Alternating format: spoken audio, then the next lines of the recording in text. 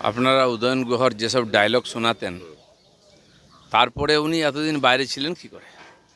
তখনই অ্যারেস্ট হওয়া ছিল, সমাজবিরোধীর মতো কথাবার্তা। আর তার তো দুর্নীতির কেস আজ নয়, তার বাবা বেঁচে থাকতে সার কেলেঙ্কারির কেস ছিল। তো সব রকম গুণ ছিল। বাকি যা ঘটেছে সবাই দেখেছে, লোকে কমপ্লেন করেছে, বাকিটা আইন দেখবে। সুশান্ত ঘোষ গ্রেপ্তার উদয়ন ঘোষ গ্রেপ্তার হওয়ার কিছুক্ষণের মধ্যেই দেখা গেল যে সুশান্ত ঘোষকে গ্রেপ্তার করা হলো কাউন্সিলর। কারণ এ তো সবই এক জায়গায় একই রকম কালচার। এরা প্রত্যেক দিন এই কাউন্সিলররা লোককে ফোন করতো, ধমকাতো, টাকা চাইতো, লোকে ভয়ে বলতে পারেনি।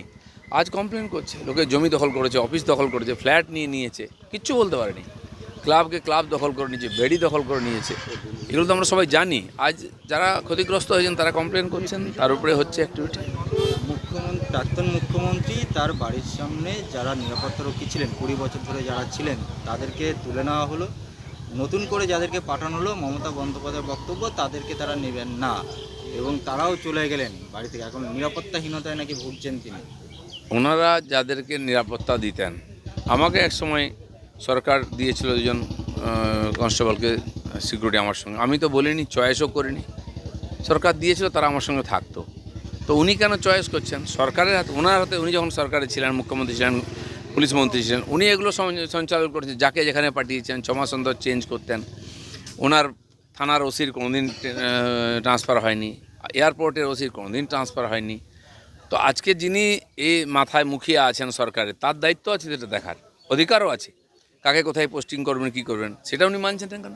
উনি সরকার মানবেন না, উনি সংবিধান মানবেন না, কোর্ট মানবেন না, তো এই দেশে আছেন কেন? চলে যান বাংলাদেশে। আর একদিকে মেসি যেমন হ্যাটট্রিক করছে বলে, অরূপ বিশ্বাসও হ্যাটট্রিক করছে হাজিরা না দেওয়ার। আমি শুনলাম মেসির অফিস থেকে ফোন মেল এসেছে থানায় যে ওই যে যা ঘটনা ঘটেছে তার জন্য মেসি কোনোভাবে দায়ী নয়, অরূপ বিশ্বাসই দায়ী। তো ইন্টারন্যাশনাল ফিগার হয়ে গেলেন অরূপ বিশ্বাস। এখন তার বিদেশ থেকে, আর্জেন্টিনা থেকে তার জন্য মেল আসছে, অনেক গুরুত্ব বেড়ে গেছে। অরূপ বিশ্বাসকে পুলিশ খুঁজে পাচ্ছে না, তাকে বারবার ডাকছে, আসছে না। যে পুলিশরা এতদিন একসঙ্গে খেয়েছে, পড়েছে, থেকেছে, তারা কি আর তাকে খুঁজে পাবে? তারা দেখতেই পায় না, তারা তো তাকে চোখে হারায়। হকার উচ্ছেদ নিয়ে মমতা বন্দ্যোপাধ্যায় কালকে একটা মিছিল করেছে।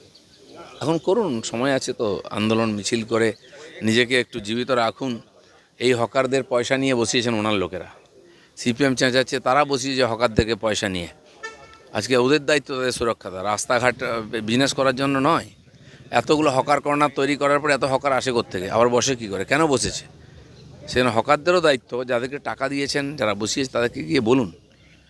সরকার দায়িত্ব নিচ্ছে সাধারণ মানুষকে সুরক্ষা দেওয়া, তাদের জীবনযাত্রাকে সচল করার জন্য, সেটা সরকার করবে।